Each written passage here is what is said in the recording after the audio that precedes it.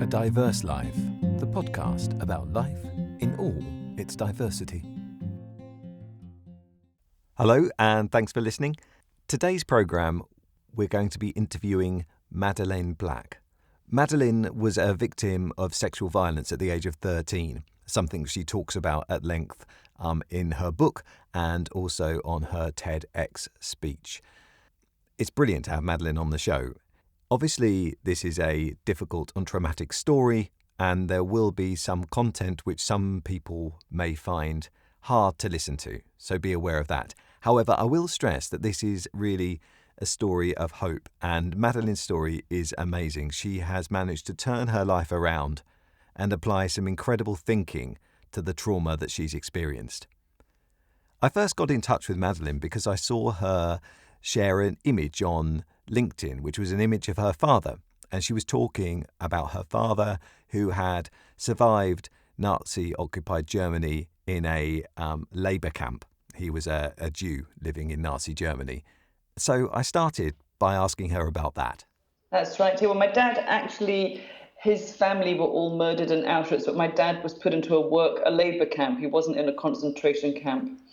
But he went through the Second World War. Okay. I'm just wondering, because we'll know a little bit more about your story as this progresses, but just in terms of I guess your dad came from a trauma, a hugely traumatic event, global, historic, traumatic event that influenced the world. And I wonder how that influenced lifestyle for you as a kid. Well, it's very interesting because I think a lot of people assume, maybe incorrectly, that my dad would have been severely traumatized. And yes, there was loads of trauma trapped inside him that he couldn't speak about. But my post was about my dad's teachings. He was my best teacher in life and he loved life. His family were all wiped out, apart from his sister, who was left with severe mental health issues. But my dad showed me, not by what he said, but how he lived his life, that life is really for living and that we're not what happens to us. And if we choose to, we can have a great life and get past anything. So I think he really had post-traumatic growth. Post-traumatic growth. That's interesting. Because at the end of your TED talk, you say you challenge the audience. Yeah. And after describing your story of being subjected to sexual violence as a child and your process through that, you say to the audience, perhaps think about the things that you're holding on to, the hurts that you've had in your life, and do you need to hold on to those? Is there something else you can do? And you asked that question, and I just wondered where that question comes from. Well, I don't ask that question lightly. I know, for me, it was a process. I didn't get to this space overnight. But after a while, once I'd worked through all the trauma, I saw that I could fall back into the patterns of being affected by my trauma, or I could learn to stay steady with it all and not let it kind of rock my boat. I had to learn to become a better sailor with it all. So I think after a while, yes, we have to work the trauma, however you choose to do that. But after a while, we can really ground ourselves, connect in, and just learn to really be steady with it all. And how do you do that? Because I think from the way you put that, I think that you're very sensitive to people who aren't in a place where they're ready to forget and forgive the things that have happened to them. But at the same time, and perhaps that's never really possible. Yeah, I'll never forget what happened to me, but I'm really okay with what happened to me. And obviously the TEDx was only 10 minutes, so there's a huge side to my story that's not covered there. When my memories came back, when my daughter turned 13, the same age that I didn't want to believe all that I was seeing. I had flashbacks, nightmares, imagined I was seeing the men everywhere. It was in the day, in night. I had no peace from it. It really bombarded me.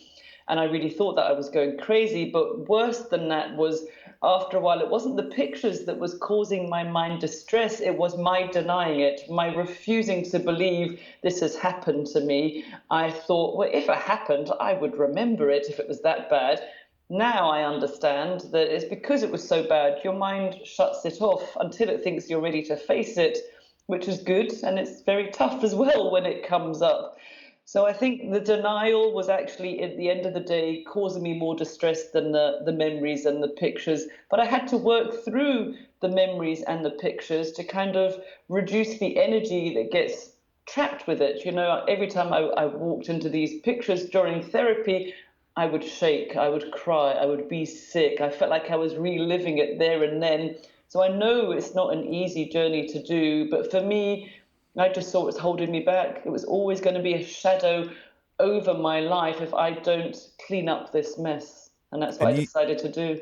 okay, so it's not necessarily the memories themselves. It's the holding down of them, and that lovely metaphor that you used in terms of that jack in the box, Yeah, that that pushing and holding that in. And it sounds yeah, like what you're saying until you're able to accept those memories as reality, yeah, and stop denying them, then yeah. that's the pressure is the denial. That the pressure Yeah, I that's mean, holding them down for is the me, I mean, denial. everybody will do it differently. So when I went to my therapy, I said, I want you to take these pictures away. I was the worst kind of client, and I am a psychotherapist myself, so I know you can't take pictures away, but I just didn't want to see them. I just didn't want to believe. And I look back now and I think, I thought then that if people knew what had happened to me, that they would be disgusted. They would look at me differently. You know, they wouldn't want to know me, as if what had happened was a reflection of me. So that was my shame, really. So really, at the end of the day, it was the shame that I had to really work, and that's not easy. Shame is really hard to work.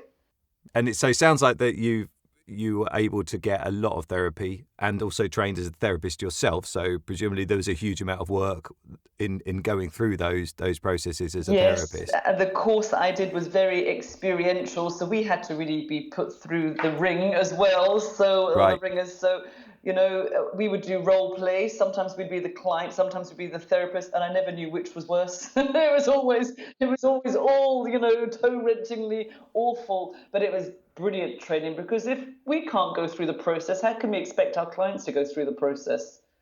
Yeah, absolutely. And I guess if you've got something like that you've had in your life, yeah, and you're having, if you've got memories that are brought up by other clients, then I guess Yeah. that's something you've got to learn to manage and know is happening. Absolutely. And then I'm very thankful that some clients will trigger those memories, because then it shows me that there's still work left for me to do.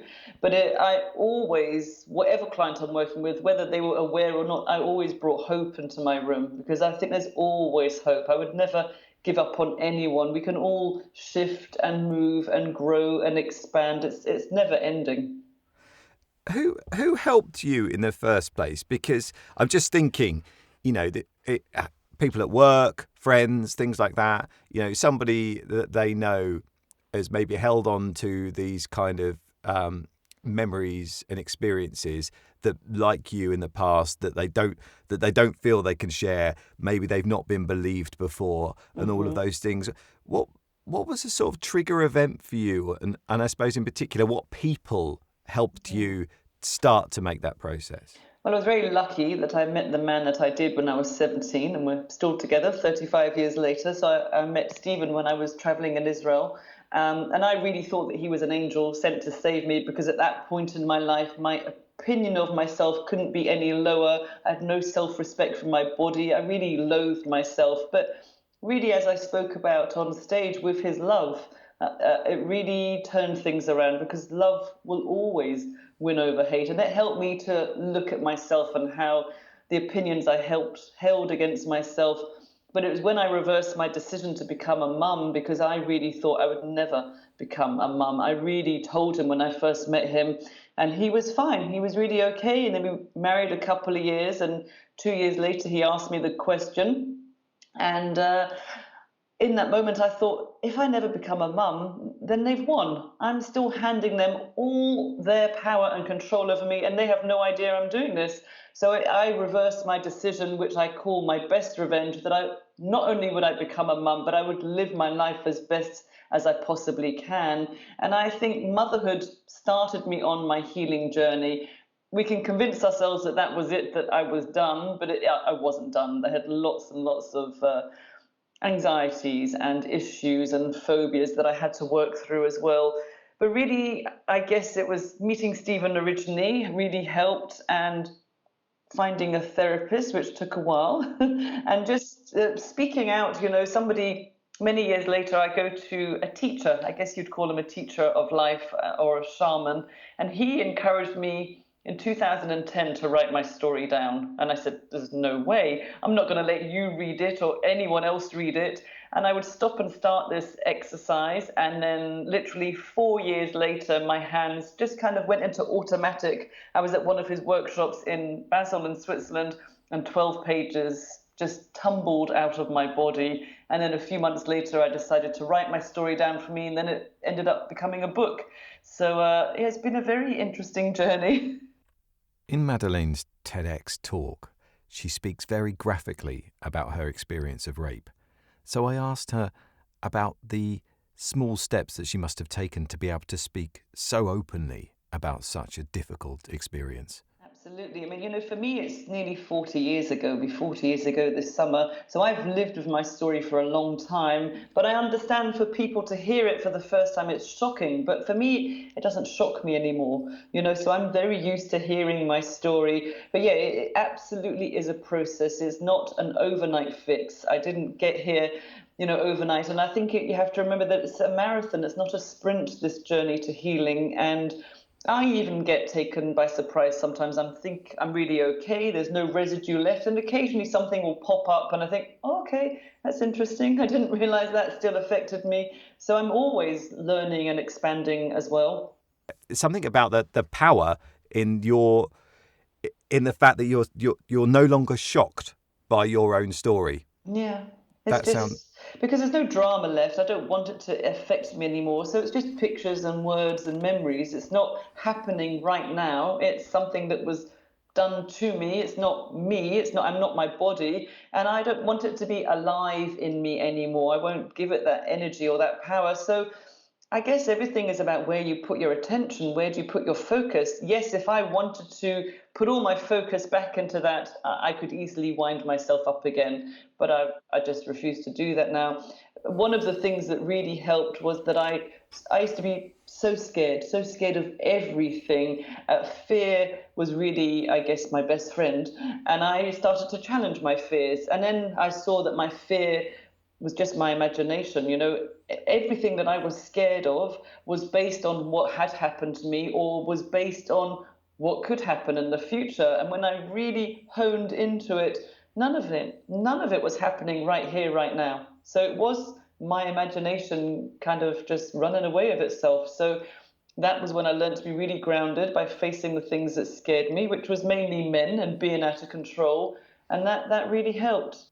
that completely encapsulates that idea of as a human being, when stuff happens to us, we'll react. There's a natural process, and that Yeah, fear is there for a reason, isn't it? To protect you from, absolutely. and your world's been totally, completely skewed by this It has. But incredibly violent event. it's kind of weird because it's like closing the stable door once the horse has bolted, but we still do it anyway. Yeah, but we do, don't we? Because that's what we're Yeah, tuned into. That for some reason, absolutely. that's It's how our we work. biology. Yeah, absolutely, it is. It is. In many cases of sexual violence and sexual abuse, and also in Madeleine's case, the people that have been abused can display behaviour including sexual promiscuity. And sometimes this leads people to have less belief in what they're saying about their own abuse. So I asked Madeleine if she could shed some light on that. Well, people doubting is really victim blaming. If you're 14, 13, 9, 16, 18, you can't consent. You're being groomed, and people don't really understand the power of being groomed. And these men are very clever who they target. They target vulnerable women, and yeah, it's victim blaming. But for me, the promiscuity, and I do mention it, but there's because it did happen. It really. I just didn't care about my body. I had no self respect, but I was also terrified. I thought if I said no, it would get violent again. And Yeah. actually, it was only in the writing of my book that I just thought I had a lot of bad sex, to be honest. But when I was writing my book, I realized there were 3 other times before I was 18 that I was raped again. I said no, and they said yes, and they just carried on. And so many people say, okay, I haven't had that extreme experience you had at 13, but the other ones, my husband did that, my friend did that, I was traveling and this happened to me. Then they come to realize actually they were raped as well, men and women. It's not just women. So the promiscuity is one of the many side effects you can experience from being raped, sexually abused, and there's no set pattern. Everybody will respond and react differently, but there are threads that do affect people, and yeah, being promiscuous is really a normal response. My therapist said to me, you had to find a way to act it out. You couldn't speak about it. So it's almost subconscious. You're just acting it out, and almost a form of self-harm or punishment. At this point, I ask a really long-winded and bumbling question.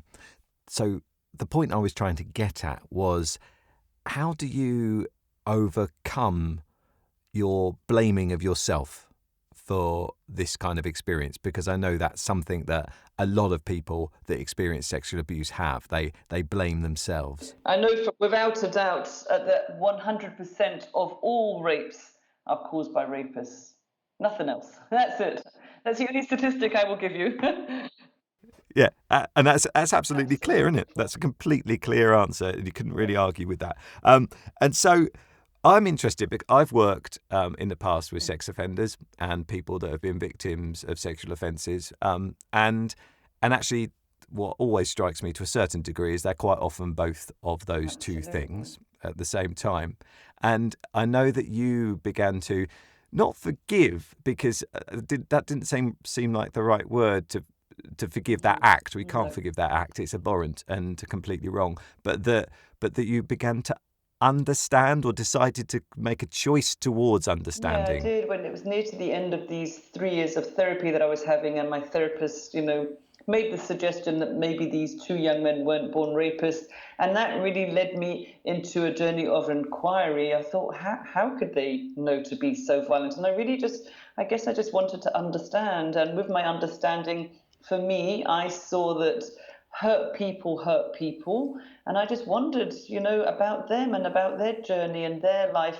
And it really did take me by surprise, because I never intended to forgive them or understand. I was so full of hate, and I was so sarcastic. I was so bitter. I was a horrible person. And I just suddenly, I felt compassion towards them in my heart, because I thought, I've done the best job that I can do to live my life as well as I can. And I think I've done a pretty good job, but they have to live with what they've done to another human being. And I don't think that can be easy. And whether they're aware of it or not, it's going to affect their life. It's going to leak out of them, just like what they did leaked out of me. So yeah, the forgiveness, I guess you're right. It's more about understanding. Okay, and so just on that last point, because it's something that's around, and I think I often look at young men and think about, well, what can we do? What can we do sometimes? Because those misogynistic attitudes are still out there. We still have, loads of porn just available at the touch of a button, some of which is simulated rape. And I read, heard listening to something the other day, and they said children as young as 8 have accessed porn. And I think, oh my gosh, that's so young, so young. And that is definitely going to change the way that a young man feels manages his sexual feelings in those sort of situations. Yeah, there's research saying that young men think it's normal for a girl to cry when they're having sex, because they get their education from porn. So that's really disturbing, really disturbing. So, any thoughts about the future for I that? think we need to educate, and I think we need to start, the younger the better. I think we need to go into nursery level, not necessarily talking about consent and sex, but talking about healthy relationships, what respect looks like, and actually a type of consent. Is it okay if your granddad gives you a kiss when your mum says, go and kiss your uncle goodbye, your granddad? Maybe actually checking out with a child, do you want to give him a kiss? Or I was forced to go and kiss grannies with hairy chins and all sorts, and never wanted to. But really to check, and I know now, maybe not so much in Scotland, but in England they do the bikini code with kids in school. Not if somebody touches you in your bikini area, so your breasts or your genitals, to tell. And if anybody tells you it's a secret, always tell. Never hold secrets. So that's amazing, because if I'd have known that, I would have spoken out years ago. It took me 35 years to share my story publicly, and years to find my voice after it happened to me. So I think communication and being honest, and hopefully More of us that speak out, it's going to help other people as well. Yeah, I would just say to anyone who's listening, whatever's happened to you, that it's never ever too late to find your voice and get support. Don't ever hold it inside for something that was done to you. Go and get support, however that support looks. And that says it all, really. There's nothing else for me to say except a huge thank you to Madeleine Black for coming on the show and sharing her story, and thank you for listening. If you want to hear more from Madeleine, I highly recommend her TEDx speech at TEDx Glasgow, Unbroken, Speaking the Unspeakable. And you can also get her book, her debut memoir called Unbroken. You can find all these things on her website, madeleineBlack.co.uk. And as always, you can get in touch with us at adiverselifepodcast@gmail.com. You can follow us on Twitter and you can find us on Facebook. Please do share and like. It's a message worth spreading. Thanks a lot. A Diverse Life is a Workplace Solutions and Face Up Theatre co-production. Episode number 8 was brought to you today by Ian Pringle. Thanks for listening.